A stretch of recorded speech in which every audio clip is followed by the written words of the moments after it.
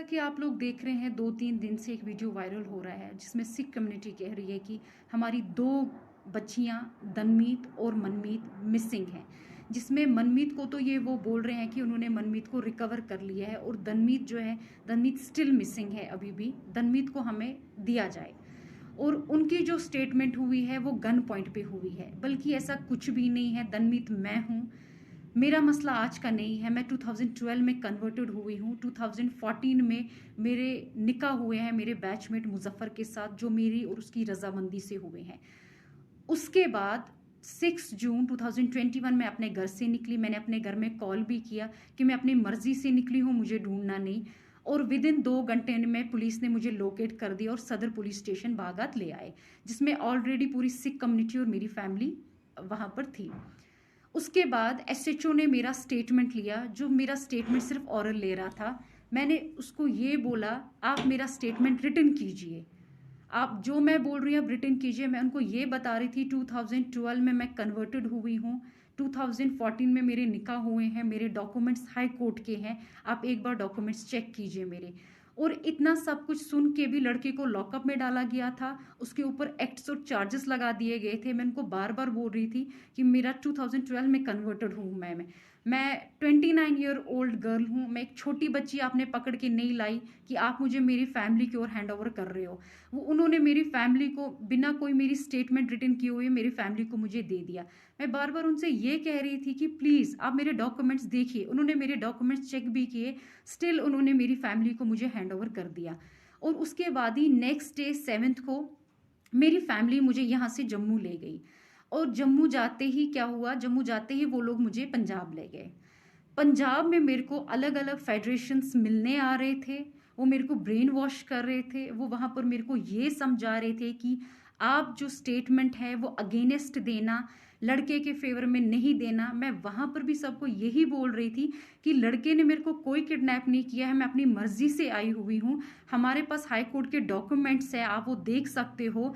लड़के के ऊपर जो भी एक्ट्स लगे हैं वो बेसलेस हैं, फॉल्स हैं, क्योंकि ये सब मेरी रजामंदी से हुआ है। हमारे जो डॉक्यूमेंट्स है वो हाई कोर्ट के डॉक्यूमेंट्स हैं।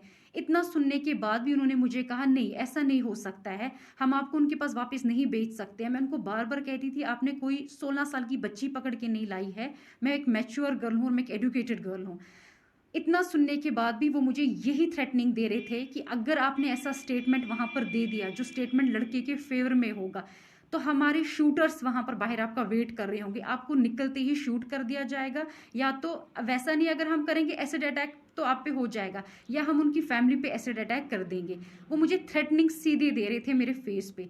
उसके बावजूद भी मैंने उनको कोई वीडियो नहीं दिया। वो मुझे कह रहे थे आप हमें अपना वीडियो दीजिए, वो वीडियो हम कश्मीर में दे देंगे, कश्मीर का जज उस वीडियो पे अपनी जजमेंट दे देगा। लेकिन मैं उनको कह रही थी ठीक है, वीडियो तो मैं नहीं दूंगी। अगर मैं स्टेटमेंट दूंगी, मैं जज के सामने स्टेटमेंट दूंगी, मैं वहां पर ही दूंगी, क्योंकि सब मेरी रजामंदी से हुआ है। मैं किसी बेगुनाह को नहीं फंसा सकती, क्योंकि ये सब कुछ मेरी रजामंदी से हुआ है। जब मैं घर से निकली मैंने घर में कॉल भी किया कि मैं किडनैपिंग विडनैपिंग नहीं है, आप लोग मुझे ढूंढना नहीं, मैं अपनी मर्जी से निकली हुई हूँ। और उसके बाद भी उन लोगों ने मेरी बात नहीं सुनी। तो हम जम्मू आ गए, क्योंकि उन्होंने उनका जो प्लान था, जो उनका नेक्स्ट प्रोपागंडा वहां पर ये था कि लड़की को गोल्डन टेम्पल से बाहर निकालो। लड़की जैसे ही बाहर निकलती है हम इस पे कोई अटैक कर देंगे। मे बी वो कुछ भी हो सकता था, वो एक्सीडेंट भी हो सकता था, वो शूट भी हो सकता था। तो उसके बाद हम एक पोस्टमार्टम रिपोर्ट देंगे, जिस पोस्टमार्टम रिपोर्ट में हम ये मेंशन करेंगे कि ये एक सडन डेथ हुआ है, इस लड़की का हार्ट कोलैप्स हो गया है या इसको ब्रेन हेमेज हो गया है। हम जो भी करेंगे हम बिल्कुल साफ सुथरा करेंगे। हम इसको ये बता देंगे इस पे सिर्फ इसका एक सडन डेथ हुआ है, आप लोगों को कोई कभी किसी चीज़ में नहीं पकड़ सकता है। और ये चीज़ मैंने सुन ली थी। मैंने अपनी फैमिली को मॉर्निंग में इंसिस्ट किया हम यहाँ पर नहीं रहेंगे, चाहे कुछ भी हो जाए, मैं यहाँ सुसाइड कर लूँगी, हम यहाँ से निकल जाएंगे। हम यहाँ से निकलते हैं, ठीक है, जैसा आप बोलोगे जम्मू में मैं आपको ये स्टेटमेंट दे दूंगी, बट मैं पंजाब में ये स्टेटमेंट कभी भी नहीं दूंगी। और उसके बाद हम लोग जम्मू आ गए। जम्मू आते ही जैसे हम एक दिन रुके, नेक्स्ट मैं अपनी फैमिली के साथ 6 जून से लेके 25 जून तक थी। 25 जून को मॉर्निंग में मेरे फैमिली में कॉल आया कि हम कश्मीर पुलिस से हैं, हम गेट के बाहर हैं, आप आइए। तो मेरी फैमिली में 2 बंदे बाहर गए, वो उनसे मिले।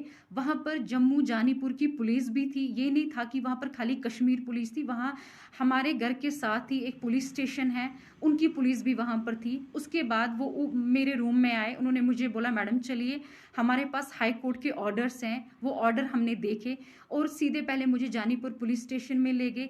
जानीपुर पुलिस स्टेशन के बाद उन्होंने मुझे जानीपुर एसएचओ ने मुझे हैंड ओवर किया कश्मीर पुलिस के हवाले। और उन्होंने को बोला, जब सब उन्होंने हाई कोर्ट के ऑर्डर्स देखे, हाई कोर्ट के डायरेक्शंस देखे, तो उन्होंने बोला आप लड़की ले जा सकते हैं। और उसके बाद ही हम आगे हम यहाँ पर पहुँचे, मुझे वुमेन्स पुलिस स्टेशन में रखा गया। वहाँ पर मेरे को ना कोई मिलने आया, ना मैं किसी से मिलना ही चाहती थी।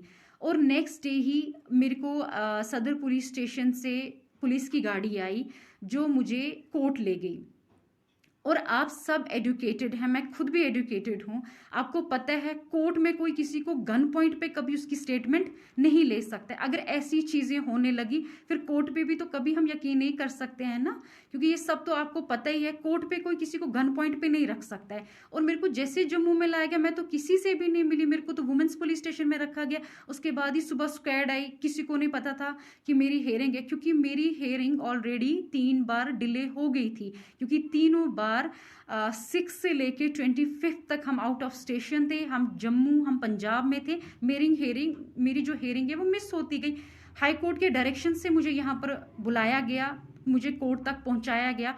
कोर्ट में जज साहिबा के सामने मैंने अपनी स्टेटमेंट दी, जिसमें मैंने उनको ये बताया है कि ये सब मेरी रजामंदी से हुआ है। मैं 2012 में कन्वर्टेड हूँ, 2014 में मेरे निकाह हुए हैं मेरे बैचमेट के साथ। उसके ऊपर जितने भी एक्ट्स एलिगेशंस हैं वो बेसलेस हैं, वो फॉल्स हैं। और उन्होंने मेरी स्टेटमेंट सारी रिटर्न रिकॉर्ड कर दी।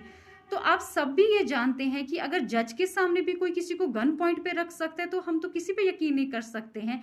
आप सब तो जानते ही हैं ना, सबके फैमिली मेंबर्स, किसी का कोई कोर्ट में होगा, सब इसमें जानते हैं कि जज के सामने ये चीज़ें नहीं हो सकती हैं। अगर ये चीज़ होनी होती है तो पहले ही हो गई होती, फिर तो ये मुझे आराम से यहाँ पर ला सकते थे अगर मेरी स्टेटमेंट ऐसी होनी होती।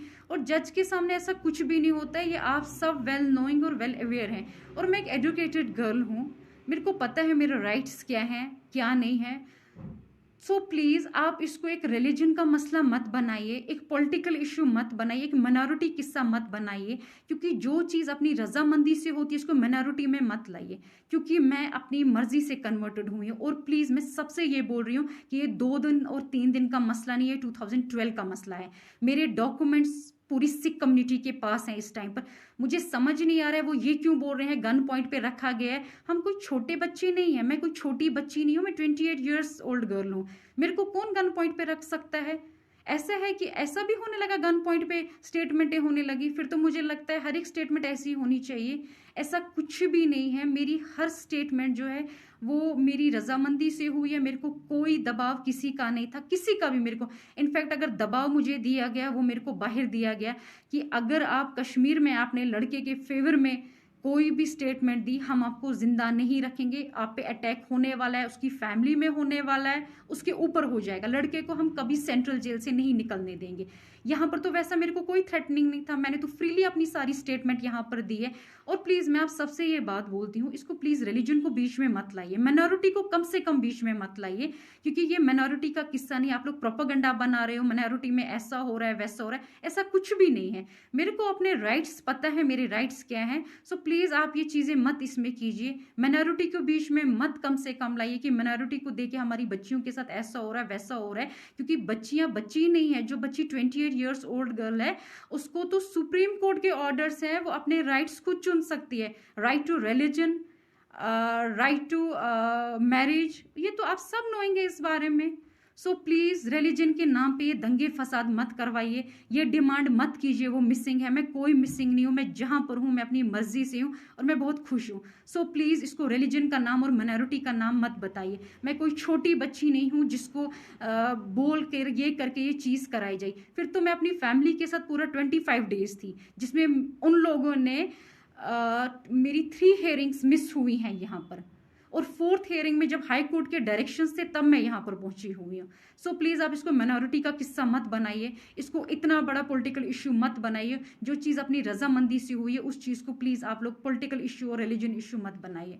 Okay, thank you.